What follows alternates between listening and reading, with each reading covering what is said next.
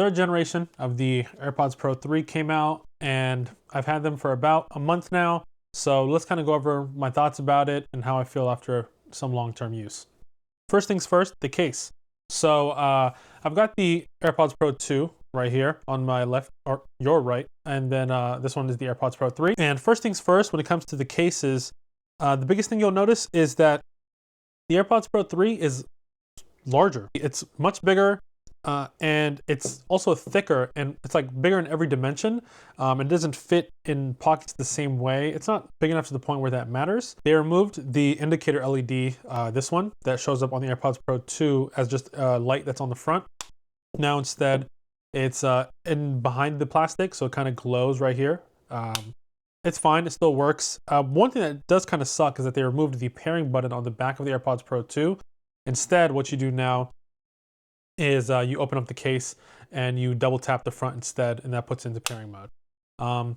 It's fine, but I'm just not a big fan of capacitive touch like this because it tends to not work as well. It's just a dedicated button, but it's the feature still there, so it's fine nonetheless. When we actually look at the AirPods themselves, here's the AirPods Pro 2, and then here's the 3. The look is not so massive, but one thing that is different is actually the placement of the actual tip. They've moved it down and towards the bottom right, and I guess that's to help with things like fitment. And I can say from my perspective and from my use, the AirPods Pro 3 are the first AirPods that actually stay in my ear, and that's saying a lot because I've tried all the various tips on the AirPods Pro 2, same with the first gen AirPods, and both times, after a couple minutes of wiggling, they'd eventually fall out. But this is kind of the first one where I'm pretty confident with the extra small tip that they now offer on the AirPods Pro 3. When you look at them directly, you can notice that the vents on the AirPods Pro 3 are much larger, and that's to help with things like bass response.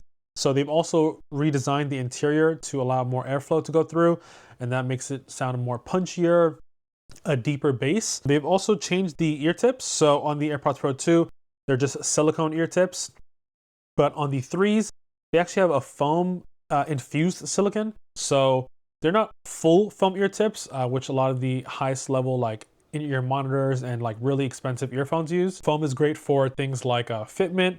You kind of squeeze it and put it in your ear, and it expands and fills up all the gaps. But it's not really great for things like sweat. So for workout and things like that, it wouldn't have been a great option.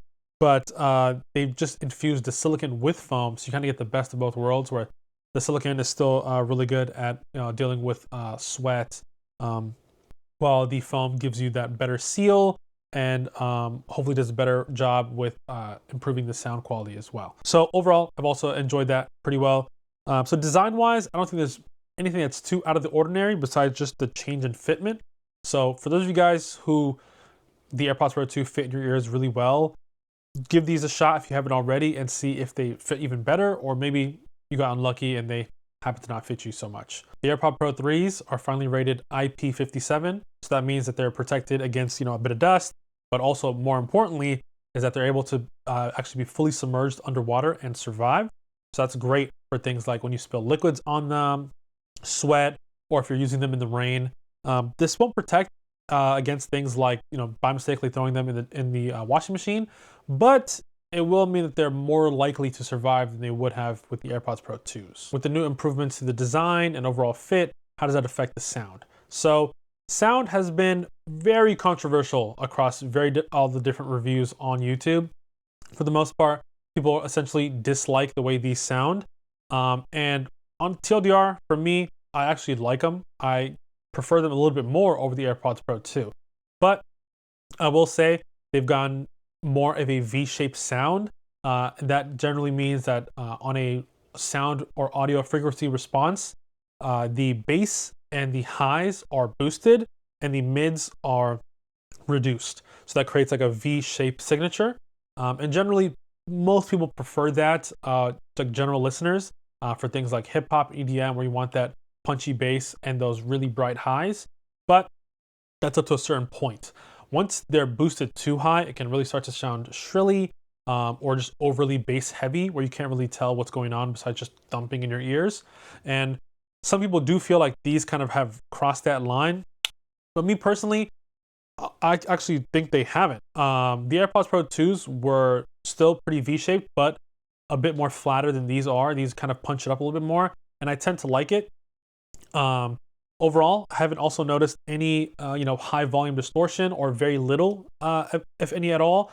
And surprisingly, they do seem to get louder than before, which wasn't a big problem for me. But we'll get into more about that in the ANC stuff. So overall, I think they sound better than the AirPods Pro 2, but I wouldn't say that alone is a reason to upgrade. On the other hand, active noise cancellation is a reason to upgrade. Apple says they're 2 times better than the AirPods Pro 2, and those are already really good.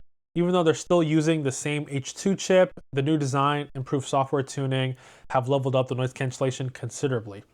While I'm at the gym, I'll have my music at around 50 to 60% volume and hear nothing but the music. It's a pretty noisy environment where there's people talking and there's people using various workout machines.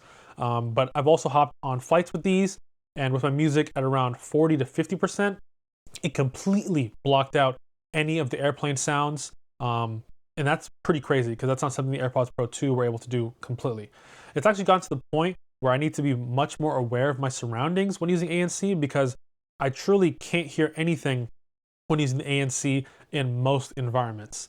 It's a problem I never had with the AirPods Pro 2, but overall I think it's a good problem to have. There's also other features such as transparency mode, which is still class leading. They've also still got the adaptive mode and conversation awareness. With all these new features, how has that affected the battery life? It's actually improved. So they can now do up to 8 hours when using noise cancellation. That's up from the previous 6 hours on the AirPods Pro 2. And that's great for people who fly long distances, or for people who'll get a full shift's worth of listening while they're at work. The transparency mode, or hearing aid function, will now do up to 10 hours, which is up from the 6 as well. Now, besides all the big stuff, they've also got some of the extra features that have also gotten improvements. So the biggest one to me is the 2nd generation ultra-wideband chip, which is in the case. And that increases the distance you're able to use the precision finding feature by about 50%. It's a fantastic feature that I use all the time, and now it's better, which is always great to see. I've mentioned, working out a couple times already. And so a new feature that they recently added to the AirPods Pro 3 specifically is the heart rate sensor. It's cool for people who don't have an Apple Watch. Now they're able to get some metrics and things like that in the Apple Fitness app. But for those of us who already have an Apple Watch, now instead what it'll do is use an algorithm to decide whether or not to use your watch heart rate sensor or the actual AirPods heart rate sensor. And it'll do that when it feels like one is better than the other for your specific workout. And one thing I hate about that, though, is this is another example of Apple telling you what's best for you without letting you make any changes to that. Because on the fitness app, it doesn't actually say which sensor is being used, and it doesn't give you the option to change it. I hate it. I wish Apple would give us the option. I could definitely see a scenario, especially for people who don't have the best fit, but still want to use them regardless. If it's defaulting to using the heart rate sensor in your ear, that really relies on having a great fit for it to be the most accurate. So I'd much rather use the one that's in the Apple Watch, because you can get a significantly more consistent fit out of that.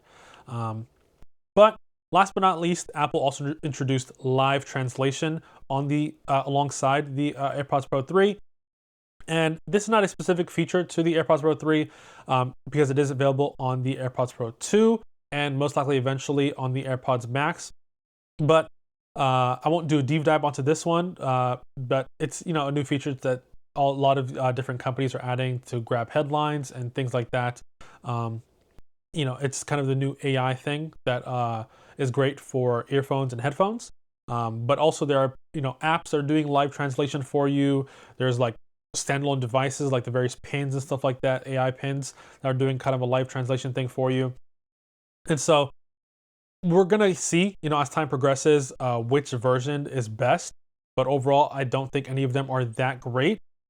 But with this feature on the AirPods Pro 3, you download the language when you have a internet connection. But once the language is downloaded, it works fully offline, which I think is pretty cool. But at this point, it's just not good enough yet to be genuinely useful. It's one of those ideas with massive potential. But the tech at the moment just hasn't caught up to that hype. Overall though, when you combine all the improvements to fit, sound, ANC, battery life, and the IP rating, all for $250, the same price as the previous generation AirPod Pro 2s, it's a no-brainer for anyone with an iPhone. Imagine these will be some of the most gifted products of the Christmas season this year. And so if you got them, let me know down in the comments your experience with them, or if you're kind of on the fence. I definitely recommend them. There's definitely some good competitors out there. And if you got the competitors, I'd also love to hear your experience down in the comments as well. If you enjoyed the video, leave a like, and I appreciate you guys watching, and I'll see you later.